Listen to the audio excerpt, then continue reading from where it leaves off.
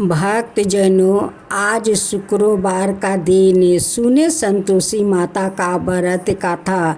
संतोषी माता का व्रत करने से, उनकी कथा सुनने से माँ संतोषी बहुत प्रसन्न हो जाती है।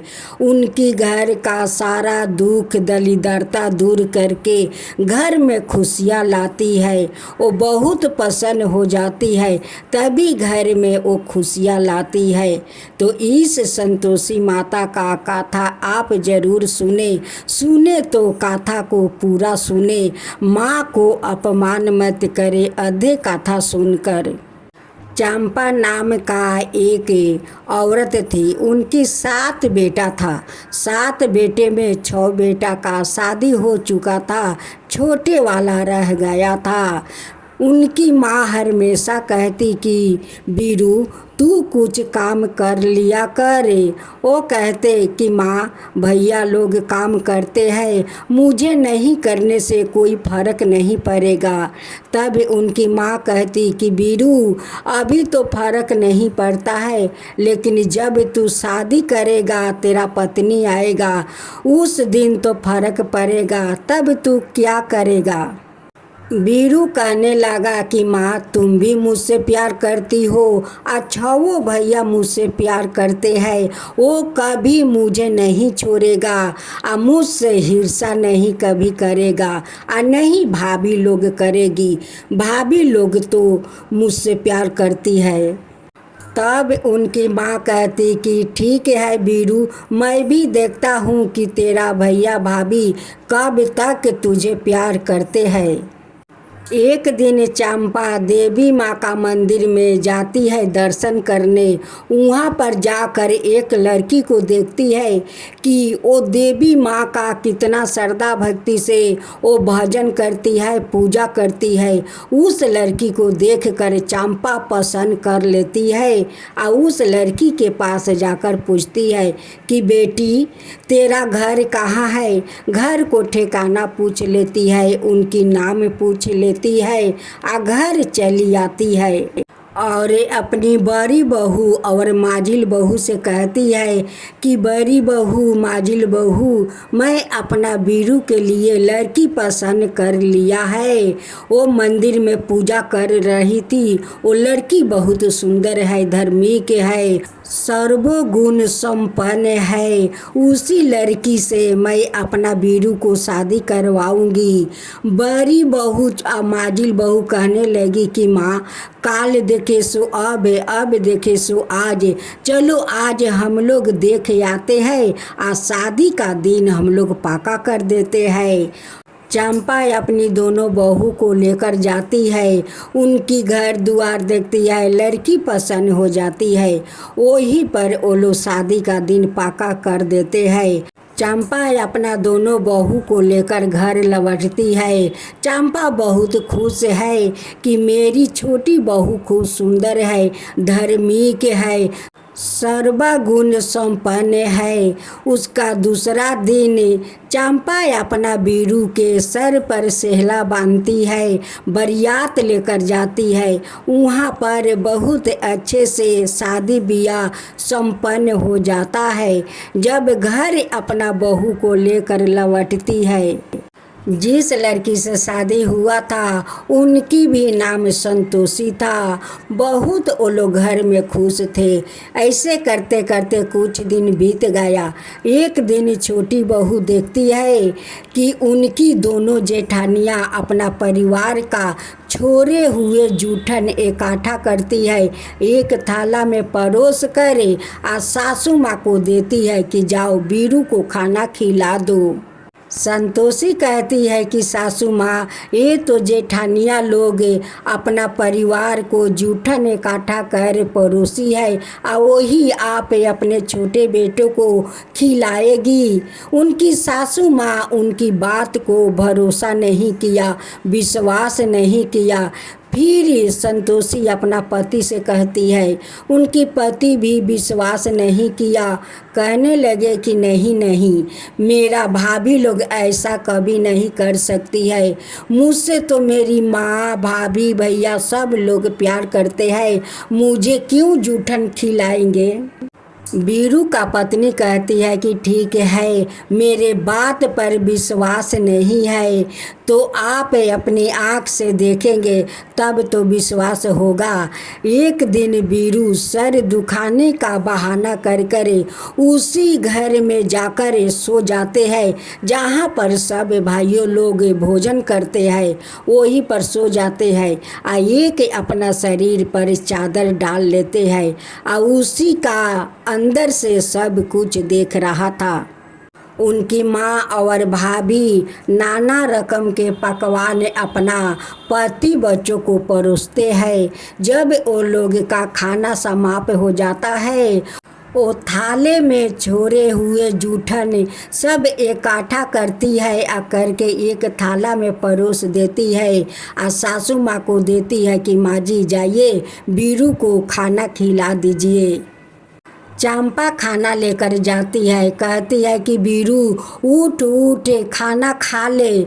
बीरू कहता है कि माँ मुझे भूख नहीं है, मैं आज खाना नहीं खाऊंगा। चंपा कहती है कि रोज तो खाना लाते लाते तेरा भूख लग जाता है, आज क्या बात है कि तेरा भूख नहीं है। बीरू कहने लगा कि माँ आज मुझे भूख नहीं है, मैं परदेश जाता हूँ कमाने। माँ कहती है कि बेटा ये तो बहुत अच्छा बात है, काल जाए सो आज, आज जाए सो अभी, तू अभी चला जा। वो कहने लगा कि हाँ माँ मैं आज ही चला जाऊँगा। बीरू परदेश जाने के लिए तैयार हो गया। जब जाने लगा तो उनकी पत्नी को याद आया और उस समय उनकी पत्नी ग्वाले घर में जाकर गोबर थाप रही थी। उनकी पास जाते हैं या कहते हैं कि देखो तुम्हारा कोई अपना चिन्हासी है तो मुझे दे दो। संतोषी कहती है कि स्वामी पहले आप अपना चिन्हासी मुझे दे दीजिए, मेरे पास तो देने के लिए कुछ नहीं है। बीरू का हाथ में एक अंगूठी था, वही अंगूठी देता है, कहता है कि यही मेरा पास है, इसी अंगूठी के सहारा तुम रहना। जाते समय उनकी पत्नी उनकी पीठ पर गोबर भरे हाथ को थापा लगा देती है और वही थापा लेकर उनकी पति परदेश चले जाते हैं। उनकी पत्नी कहती है कि स्वामी आप मेरा चिंता मत कीजिए, मेरे साथ तो मेरे माँ संतोषी है, आप जाइए, आपका भगवान आपको रक्षा करे। बीरू परदेश चला जाता है। एक साहूकार का दुकान पर जाकर काम मांगता है कि साहूकार जी मुझे काम दीजिए।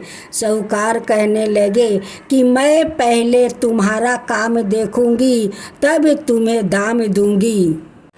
बीरू माँ संतोषी का नाम लेकर दुकान पर काम करने बैठ गया।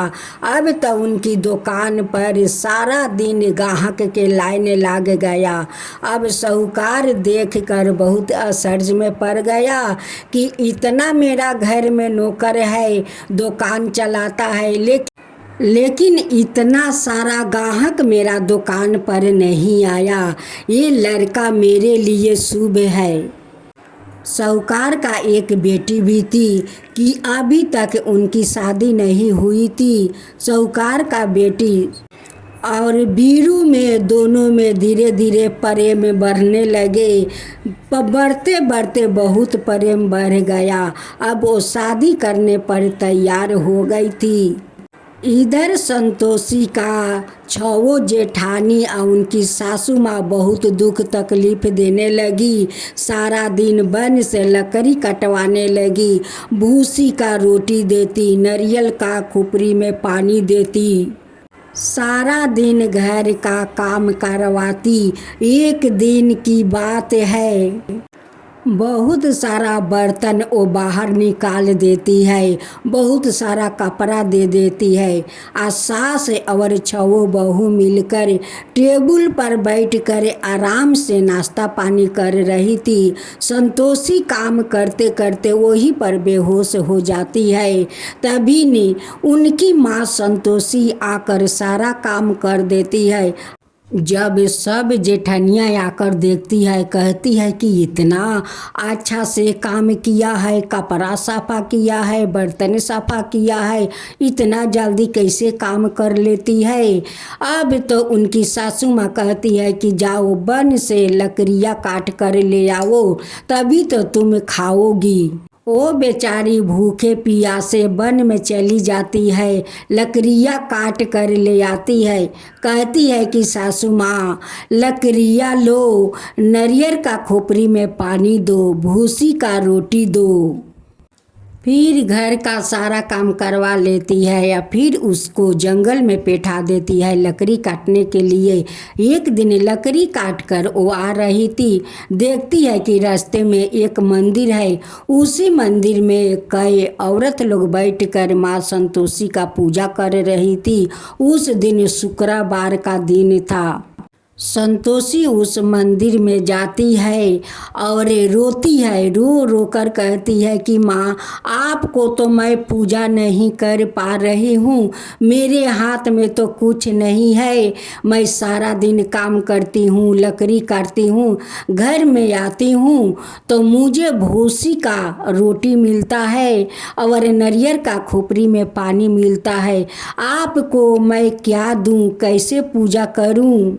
उनकी बात सुनकर संतोषी माँ एक बूढ़ी का रूप धारण करती है और उनके पास आती है। कहती है कि बेटी तुम क्यों रो रही हो। संतोषी कहती है कि माता मैं क्या करूं, अपना माता को मैं भोग नहीं लगा पा रही हूँ, उसी लिए मैं रो रही हूँ। माँ संतोषी कहती है कि बेटी वो औरत लोग देख संतोषी माता का पूजा कर रही है, तुम भी जाओ, ये ले थाला ले, आ जाकर माँ संतोषी का भोग लगा ले, अपना आँख का आंसू पोंछ ले। सबिन औरत के साथ मिलकर संतोषी माता का पूजा करती है। तब तक बूढ़ी माँ वहीं पर बैठी हुई थी। संतोषी उस बूढ़ी माई का पैर पकड़कर प्रणाम करती है। कहती है कि माँ आज तो आप प्रसाद देकर मेरी माँ को भोग लगवा दिया, फिर दूसरा शुक्रवार आएगा तब मैं कहाँ से भोग लगाऊंगी। तब कहती है माँ संतोषी कहती है कि बेटी तेरा घर में सब कुछ ठीक ठाक है। तो संतोषी रोते हुए कहती है कि नहीं माँ, कुछ भी ठीक नहीं है, मेरा पति परदेश गया है, घर में मुझे बहुत तकलीफ हो रहा है। ये बात को सुनते ही संतोषी माँ संतोषी को पहचान लेती है। कहती है कि माँ आप सवाए आकर मुझे अपना पूजा में भोग दिया लगाने के लिए। हे माँ मेरा पति परदेश है, कब आएगा माँ, मुझे बहुत तकलीफ मेरे जेठानियाँ और सासू माँ दे रही है। संतोषी माता कहती है कि बेटी अब तेरा पति जल्दी आने वाला है, तेरा अब कुछ तकलीफ नहीं होगा।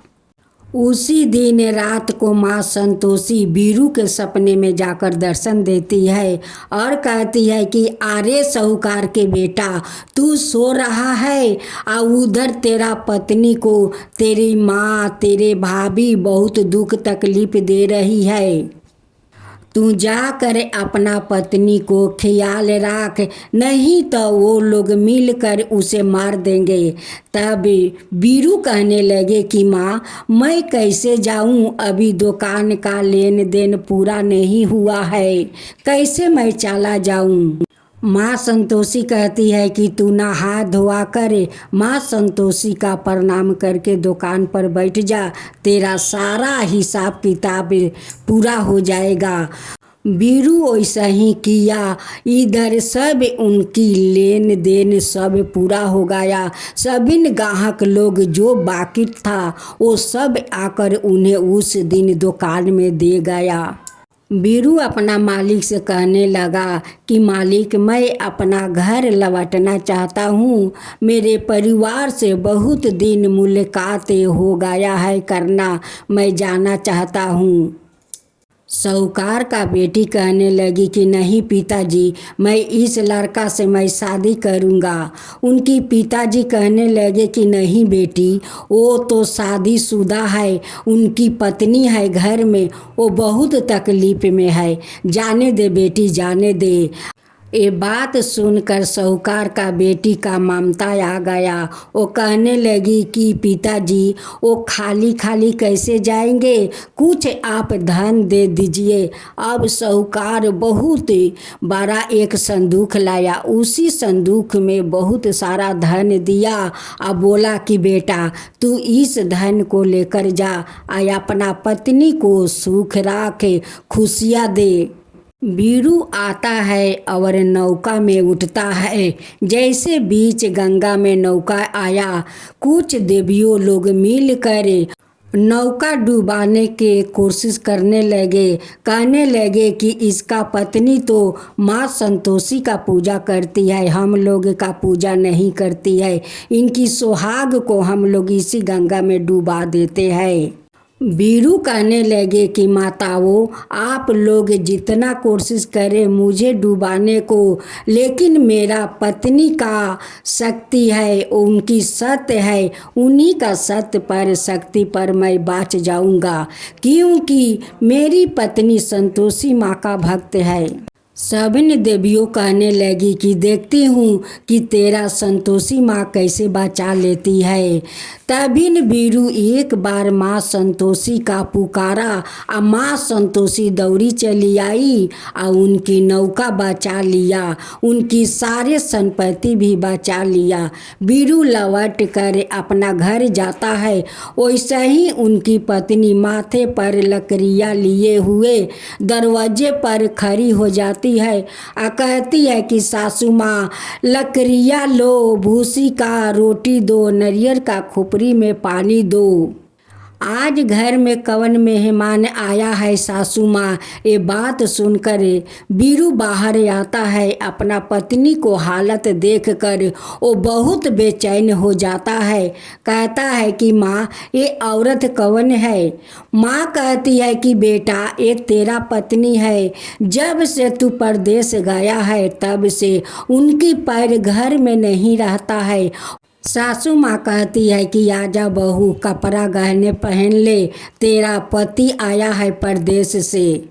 बीरू अपना माँ से कहकर एक घर का चाबी ले लेता है और उसी घर में जाता है। अब तो जेठानी का सबिन बाचा कहने लगे कि माँ माँ देखो, चाचा कितना सारा धन लेकर परदेश से आया है, अब तो चाची का पैर मिट्टी में नहीं रहेगा। संतोषी कहती है कि देखिए, काल शुक्रवार है, काल तो मेरा 16वां पूरा हो गया है, काल मुझे माँ संतोषी का उद्यापन करना है। बीरू कहने लगे कि हम सब मिलकर माँ संतोषी का धाम धूम से उद्यापन करेंगे, आरती करेंगे। बीरू का पत्नी धूमधाम से माँ संतोषी का उद्यापन करती है। वो 7 कन्या को सजाकर उन्हें भोजन कराती है, दक्षिणा देती है और देकर कहती है, देखो बच्चों, इस दक्षिणा को कुछ खटाई किनकर मत खाना, क्योंकि माँ संतोषी का खटाई खाना आज का दिन पसंद नहीं है। वो जाकर बच्चों अपना माँ से कहते हैं कि माँ, ये पैसा को मैं क्या करूं। माँ कहती है कि जा, कुछ नहीं होगा, तुम लोग इमली किनकर खा लो। बच्चों अपना माँ के कहे अनुसार जाकर इमली किनकर खा लेता है। 7 बच्चों इमली खाकर बेहोश हो गया। अब माँ देख कर कहने लगी कि अरे डाइन, तू पूजा करती है, देख तू जो प्रसाद दी है वही प्रसादी खाकर देख 7 बच्चा बेहोश हो गया है। तू जादू किया है इस प्रसाद में, देख अगर मेरा बच्चों को कुछ हो जाएगा तो तुझे मैं नहीं छोड़ूंगी। वो भक्त माँ के पास जाती है, माथा टेक कर रोती है, कहती है कि माँ, अगर उस बच्चों को होश नहीं आया तो मैं तेरे शरण में अपना माथा पटक पटक कर तेरा सामने रक्त का धारा बहा दूंगी। अब तो माँ को तो अपना भक्त का रक्षा करना ही पड़ेगा। माँ संतोषी प्रकट हो जाती है और उसे सातों बच्चों को होश में लाती है। कहती है कि ये लोग इमली कीन कर खाया है, हमारा प्रसाद खाकर इमली खाया, उसलिए मैं ये लोग का क्रोधित मन से बेहोश कर दिया। सब जेठनियाँ मिलकर कहने लगी कि हे माँ संतोषी, मैं भी आपका व्रत करूँगा, लेकिन मेरा बच्चों को रक्षा कीजिए।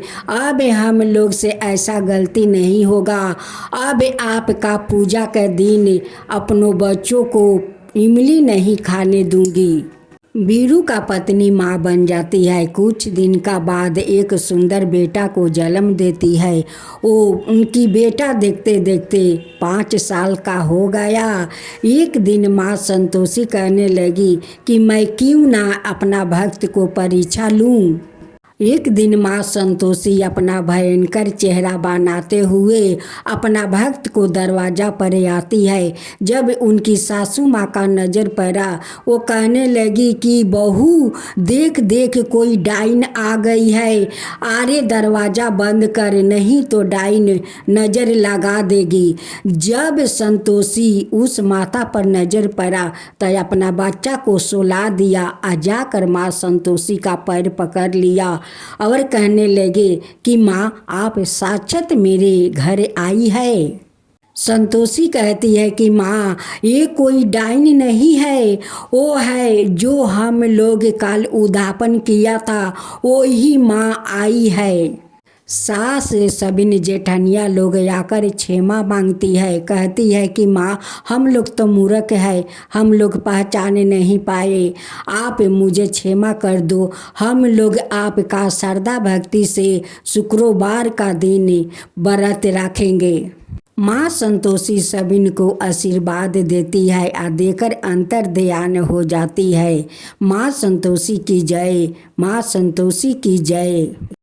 मैं तो आरती उतारूं रे संतोषी माता की, मैं तो आरती उतारूं रे संतोषी माता की। जय जय संतोषी माता, जय जय माँ, जय जय संतोषी माता, जय जय माँ।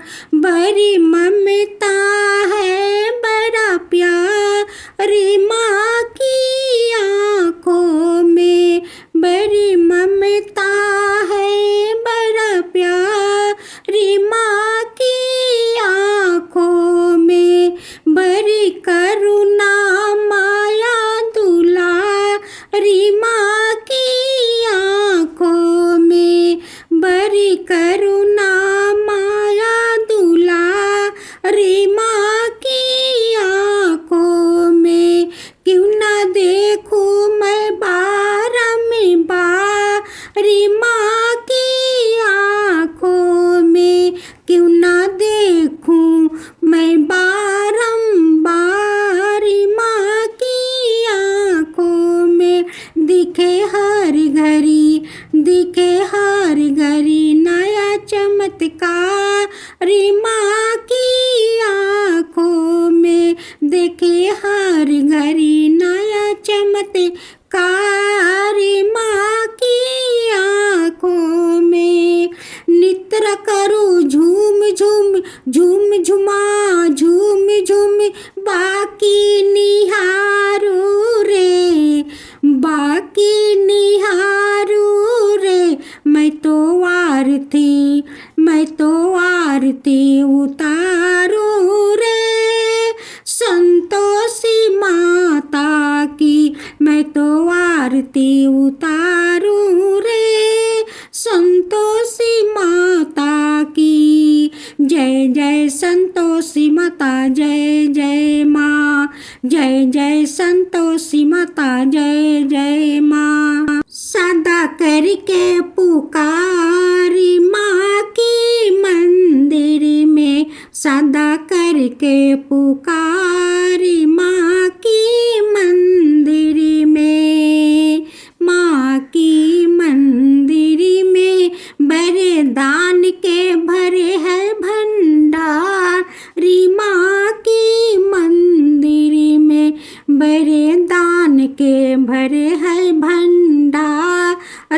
माँ की मंदिर में। धूप करो दीप करो प्रेम सहित भक्ति करो जीवन सुधारो रे। धूप करो दीप करो प्रेम सहित भक्ति करो जीवन सुधारो रे। प्यारा प्यारा जीवन सुधारो रे। मैं तो आरती उतारू रे संतोषी माता की। मैं तो आरती उतारू रे संतोषी माता की। जय जय संतोषी माता जय जय माँ। जय जय संतोषी माता जय जय माँ।